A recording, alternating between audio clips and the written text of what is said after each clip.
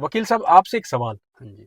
अगर कोई लड़की फोल्स रेप केस कर देती है, मतलब फोल्स रेप की एफआईआर लॉन्च कर देती है, तो हम्म, इस कंडीशन के अंदर उस बंदे के जिस पर इसने एफआईआर करवाई है, उस लड़की ने झूठी, उससे कैसे बच सकता है वो लड़का? देखिए, बहुत अच्छा क्वेश्चन है। हम्म। एक्चुअली अगर कोई फॉल्स रेप केस दर्ज करवा देती है, हम्म। उसमें आपको फंसाने की कोशिश कर रही है, वो एक्चुअली ऐसा इंसिडेंट हुआ भी नहीं था। तो फर्स्टली हम क्या करेंगे कि देखेंगे उसने क्या कंप्लेंट फाइल की है हमारे खिलाफ, ओके। किस बिहाफ पे एफआईआर रजिस्टर हुई है।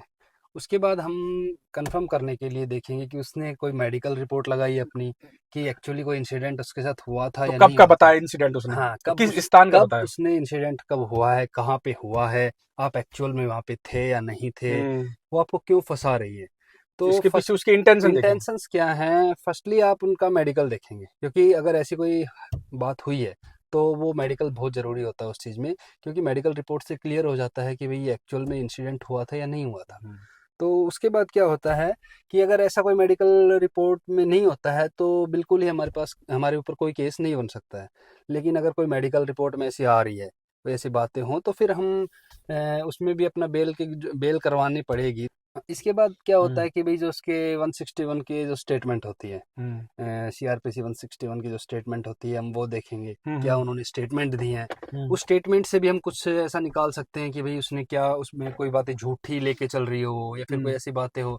तो वो देख के हम अपनी जो काउंटर एफआईआर भी दर्ज करा सकते हैं बिल्कुल। कि भाई इसने हमारे खिलाफ जो ये रिपोर्ट दी है, इसमें जो कंटेंट्स उसने बताए हैं, 161 में वो तो जो बनते कंटेंट्स हैं। उसने बताए हैं, जो उसके बयान हुए, वो और कहीं ना, मजिस्ट्रेट के सामने जो बयान होते हैं और वो हाँ एफआईआर में है, हाँ एफआईआर तीनों में, कॉन्फ्लिक्ट कर रहे हैं, नहीं हाँ कर रहे हैं? वो हम देखेंगे कि भाई हाँ उसके कोई ऐसी कोई डिस्ट्रक्शन हो रही है उनमें, कि भाई गलत बयान उसमें कुछ दे रखे हैं, वहाँ कुछ हो रहा है। लड़की पुलिस के सामने क्या बोल रही है, हाँ, मजिस्ट्रेट के सामने मजिस्ट्रेट क्या सामने बोल रही क्या है, और बोल रहे एफआईआर हैं, में क्या क्या बोल मेंशन है? रहे हैं, तो ये सारी चीजें देखनी पड़ेंगी।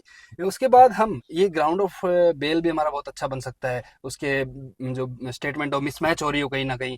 तो ये सबसे बड़ी चीजें हैं कि हमें देखनी है कि भाई उसमें क्या क्या है, वो मेंशन करके चल रही है अपनी एफआईआर में।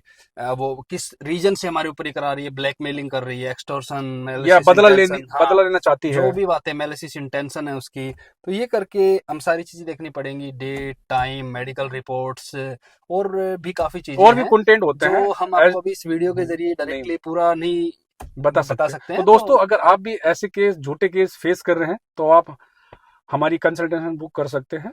हमारी पेड सर्विसेज होती है, कुछ फीस होती है, तो नंबर मैं आपको स्क्रीन पर दे देता हूँ। Thank you.